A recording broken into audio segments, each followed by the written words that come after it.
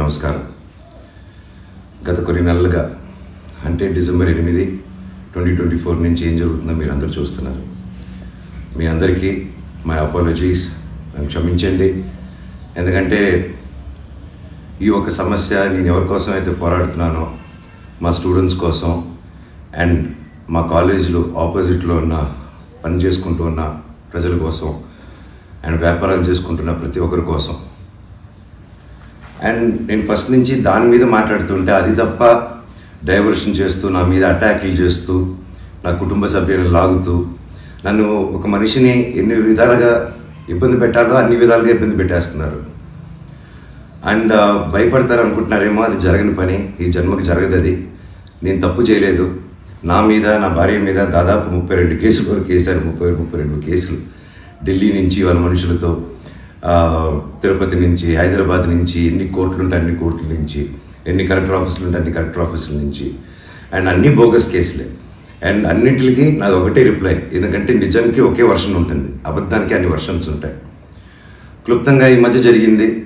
నేను ఫస్ట్ ఏం చెప్తున్నాను, వీళ్ళు బౌన్సర్స్ చేసుకొని మా వాళ్ళందరినీ కొడుతున్నారు, అక్కడ ఊరు వాళ్ళందరినీ కొడుతున్నారు, స్టూడెంట్స్ని కొడుతున్నారు అని నేను చెప్తూనే వస్తున్నాను. నేను అలా చెప్తుండగా నేను రాయచోటికి ఒక ఫంక్షన్కి వెళ్ళినప్పుడు ఆ ఫంక్షన్లో ఇక్కడ ఉన్న వాళ్ళందరూ వచ్చి ఒక వ్యక్తి రాకుండా ఇక్కడ వ్యాపారం చేసుకుంటుంటే ఆయన స్టోర్లో దూరి వస్తువులన్నీ ధ్వంసం చేసి కొట్టేసి అక్కడ ఉన్న స్టూడెంట్స్ని కొట్టి అద్దాలన్నీ పగలగొట్టి ఆ వీడియోస్ అన్నీ వచ్చాయి బయటికి. ఇంకా చాలా వీడియోస్ ఉన్నాయి. అన్నీ నేను చంద్రగిరి సిఐ గారికి ప్రతి ఒక్కరికి ట్రాన్స్ఫర్ చేయడం జరిగింది. ఓనర్ ఇంకా కనిపించలేదు, ఆయన ఏమయ్యాడో ఎవరు దీంట్లో ఉన్నారో తెలియదు. కాకపోతే వచ్చి కంప్లైంట్ అది చూసిన వాళ్ళు వచ్చి కంప్లైంట్ ఇస్తున్నా కంప్లైంట్ తీసుకోలేని పరిస్థితి. కంప్లైంట్ రాసిస్తే కంప్లైంట్ బాగాలేదు, ఇది బాగాలేదు, సో ఇంకోటి రాసుకోరండి. ఒక 3 రోజుల తర్వాత కాదండి చెప్తున్నది కంప్లైంట్ అంటే ఇంక 3 రోజులు అయిపోయింది కదా ఇంకెందుకు అంటే, ఇన్ని రోజులు నేను కొట్లాడుతున్నారని చెప్తూ పోరాటం జరిగే మధ్యలోనే ఇలా వచ్చి అటాక్ చేసుకుని ఎవడేం చేయలేరు ఇక్కడ అని ఒక మాబ్క్రసీ జరుగుతుంది. అండ్ నిన్న రాత్రి కూడా నాకు ఇంటెలిజెన్స్ నుంచి మా హాస్టల్ ఓనర్ సురేష్ అన్నకి ఆ వాయిస్ రికార్డింగ్ కూడా మీకు పంపిస్తాను. ఫోన్ చేసి నేను ఆనరబుల్ సీఎం గారి దగ్గర బందోబస్తులో ఉన్నాను, మనోజ్ గారు అక్కడికి వచ్చారా, ఎందుకు వచ్చారు, మీ హాస్టల్ దగ్గరికి వచ్చారా, FI దగ్గర రెస్టారెంట్ దగ్గరికి వచ్చారా, ఏదైనా ప్రోగ్రామ్ చేశారా. నేను ఆ సార్కి చెప్పాను, సార్ ఇఫ్ ఎనీథింగ్ నన్ను అడగండి.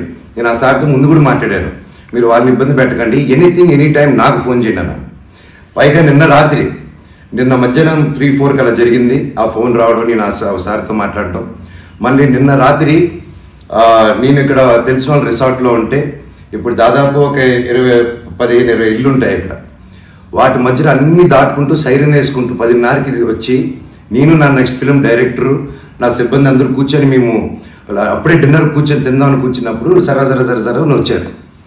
సరే ఏంటని అందరూ కంగారు పడి వెళ్ళారు. ఏంటి సార్ అంటే, మీరంతా ఇక్కడ ఏం చేస్తున్నారు, నేను సీఎం గారి దగ్గర నుంచి వస్తున్నాను, ఆనరబుల్ సీఎం గారి దగ్గర నుంచి వస్తున్నాను, నీ పేరేంటి, ఏ ఊరు, అసలు ఇక్కడ ఎందుకు ఉంటున్నారు మీరు అని రాత్రి 10:30కి ఒక SI గారు, కానిస్టేబుల్ గారు. అండ్ నేను వెంటనే దిగాను కిందకి. సార్ ఏంటి సార్ సీఎం గారు దగ్గర నుంచి వచ్చారని చెప్తున్నారు, what did we do mistake sir, ఒకసారి నాకు చెప్పండి ఎవరు అప్రోచ్ అయ్యారో, నేను వచ్చి కలుస్తాను సార్ అని చెప్పాను. లేదు సీఎం గారు లేదు, నేను ఆయన బందోబస్తు ఫినిష్ చేసుకుని వచ్చాను అని చెప్పి ఆయన మాట మార్చారు. ఓకే సార్ అంటే మేము దాదాపు ఒక 10-15 మంది ఉన్నామండి ఇక్కడ రిసార్ట్లో, ఒక 3 ఇళ్ళు తీసుకుని ఉన్నాము. అండ్ అందరూ చూస్తున్నారు, అన్ని రికార్డింగ్స్ అన్నీ చేస్తున్నాము మేము జరిగిందంతా. లేదు సార్ ఇలా అన్అఫీషియల్గా కాదు సార్, స్టేషన్కి వెళ్దాము, అక్కడైతే రికార్డింగ్ ఉంటుంది, డైరెక్ట్ DGP గారి ఆఫీస్కి ఉంటుంది, let's do that recording that sir అని చెప్పి మీ కాదండి స్టేషన్కి వెళ్ళి నాకు ఒకటే చెప్పండి, ఆనరబుల్ సీఎం గారి పేరు ఎందుకు తీశారు మీరు, అండ్ మా వాళ్ళని ఎందుకు ఇంటిమిడేట్ చేస్తున్నారు, అక్కడ షాప్ ఇరిపి అదంతా చేసి కంప్లైంట్ చేస్తుంటే వాళ్ళని ఏం చేయట్లేదు, అది అడిగిన వాడిని మాత్రం ఇలా వచ్చి టార్చర్ చేస్తున్నారు. భయానికంటే ప్రేమ గొప్పదండి, అది నేను నమ్ముతాను. అండ్ నేను మళ్ళీ చెప్తాను, జరిగింది ఇది. అండ్ నేను అక్కడికి వెళ్ళిన తర్వాత పోలీస్ స్టేషన్కి నేను నా కారులో ఎక్కి స్టేషన్కి వెళ్ళాను. వెనకెళ్ళి SI గారు వస్తున్నారు. స్టేషన్ లోపల ఆగి వెళ్ళిన తర్వాత SI గారు 500 మీటర్ల దూరంలో ఆగారు.